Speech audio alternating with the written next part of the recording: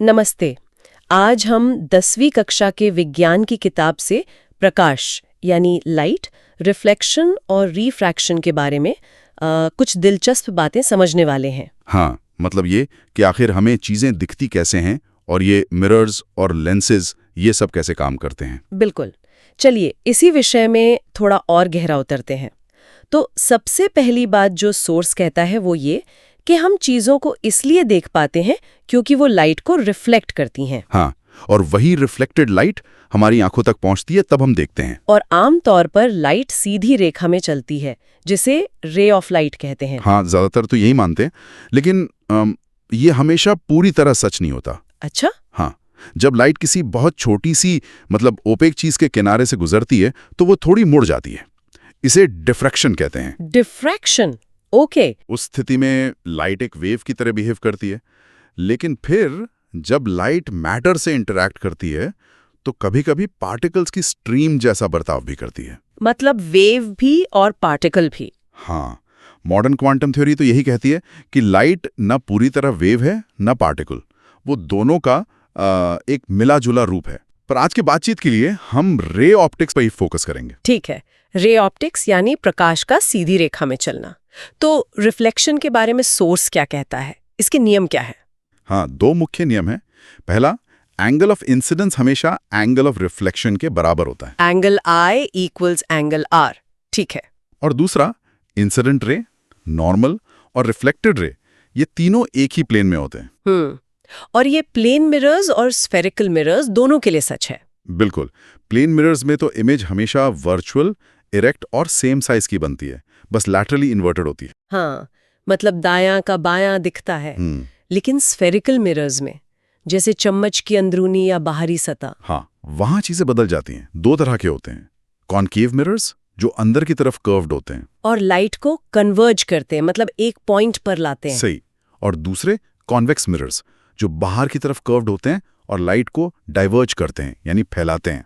इन curved mirrors को समझने के लिए कुछ जरूरी टर्म्स भी हैं, है ना? जैसे पोल। हाँ, पोल P मिरर की सरफेस का सेंटर होता है। फिर सेंटर ऑफ कर्वेचर C वो उस स्फीयर का सेंटर है जिसका मिरर एक हिस्सा है। और इन दोनों को जोड़ने वाली लाइन वो प्रिंसिपल एक्सिस कहलाती है।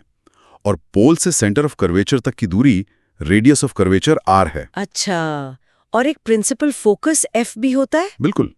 प्रिंसिपल फोकस वो पॉइंट है जहां पैरेलल रेज आकर मिलती हैं कॉनकेव मिरर में, या मिलती हुई लगती हैं कॉन्वेक्स मिरर में। और पोल से प्रिंसिपल फोकस तक की दूरी? वो फोकल लेंथ है। छोटे अपर्चर वाले मिरर्स के लिए एक बहुत जरूरी रिलेशन है, R equals to 2F। Radius of curvature focal length का डबल होता है। समझ गई। तो कॉनकेव मिरर्स कैसी इमेजेस बनाते हैं? क्या वो हमेशा एक जैसी होती हैं? नहीं, कॉनकेव मिरर्स में इमेज का टाइप, ऑब्जेक्ट कहाँ रखा है इस पर डिपेंड करता है। रियल भी हो सकती है, वर्चुअल भी, बड़ी भी, छोटी भी। अच्छा, तभी इनका इस्तेमाल टॉर्चेस, शेविंग मिरर्स और सोलर फर्नेसेस वगैरह में होता है? हाँ, दूसरी तरफ कॉन्वेक्स मिरर्स हमेशा वर्चुअल, इरेक्ट और डिमिनिश्ड मतलब छोटी इमेजेस बनाते हैं। और इनका फील्ड ऑफ व्यू चौड़ा होता है? बहुत चौड़ा। इसीलिए गाड़ियों में रियर व्यू मिरर्स के तौर पर ये बहुत यूजफुल हैं। ड्राइवर पीछे का काफी बड़ा एरिया देख पाता है। इन सब में दूरियां मापने के लिए कोई स्टैंडर्ड तरीका भी तो होगा, कंफ्यूजन ना हो। हाँ, बिल्कुल। इसके लिए न्यू कार्टेशियन साइन कन्वेंशन इस्तेमाल होता है। इसमें पोल को ओरिजिन मानते हैं। अच्छा, जैसे ग्राफ में होता है? हाँ, कुछ वैसा ही। ऑब्जेक्ट हमेशा बाईं तरफ रखा जाता है तो लाइट लेफ्ट से राइट आती है। सारी दूरियां पोल से मापी जाती हैं।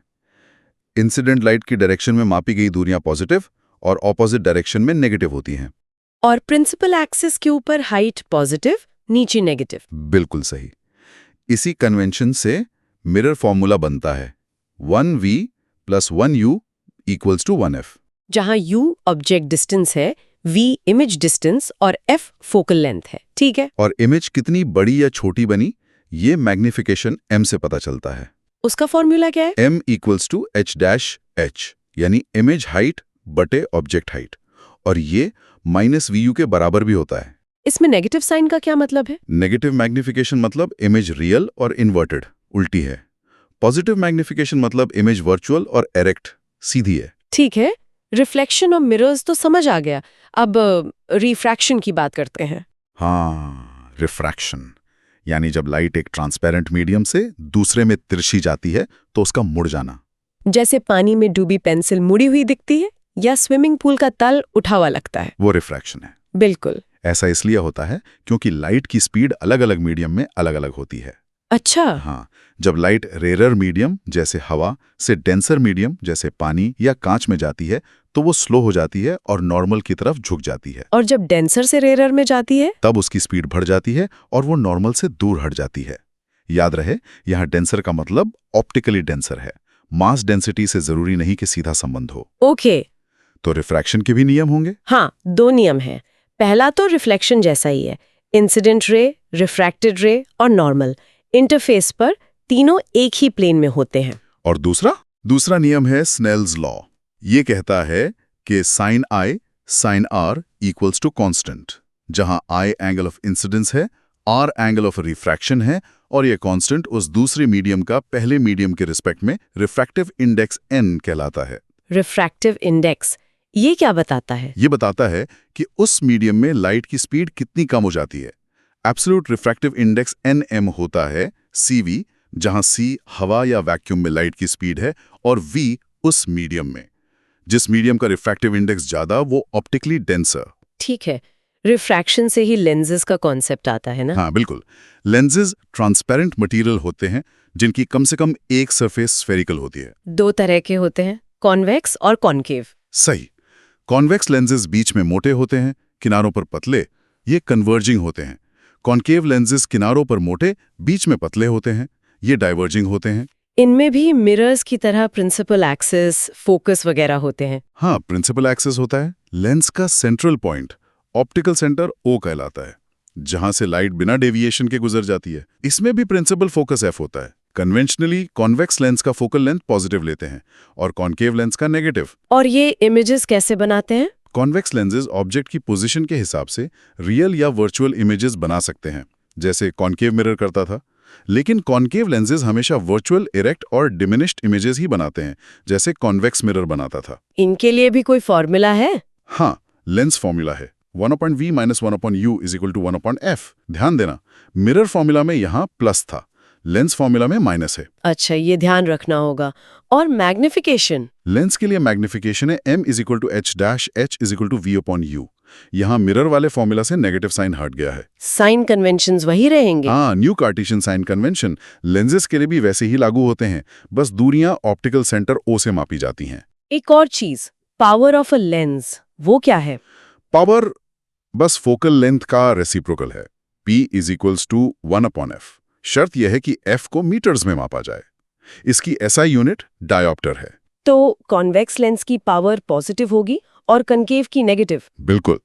ऑप्टिशियंस अक्सर पावर का इस्तेमाल करते हैं, खासकर जब कई लेंसेज को कांटेक्ट में रखा जाता है, क्योंकि तब टोटल पावर बस उनकी इंडिविजुअल पावर्स का सीधा जोड़ होती है। P = P1 + P2 +... बहुत बढ़िया।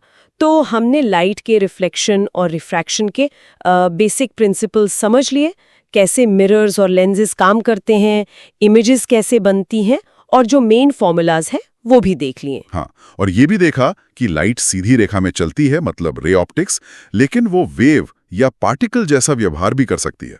तो आखिर में हमारे श्रोताओं के लिए सोचने वाली बात, एक चीज जो सोस ने मेंशन की थी, डिफ्रैक्शन, यानी लाइट का बहुत छोटी रुकावटों के किनारों पर मुड़ना, जहां रे ऑप्टिक्स फेल हो जाती है। ये लाइट के वेव नेचर को कैसे दिखाता है और असल दुनिया में इसके क्या इम्प्लीकेशंस हो सकते हैं, जैसे बहुत छोटी चीजों को देखने की हमारी जो लिमिट है, क्या डिफ्रैक्शन का उसमें कोई रोल है? दिलचस्प सवाल है, इस पर जरूर सोचा जा सकता है। बिल्कुल, ये आगे एक्सप्लोर करने के लिए एक अच्छा पॉइंट है।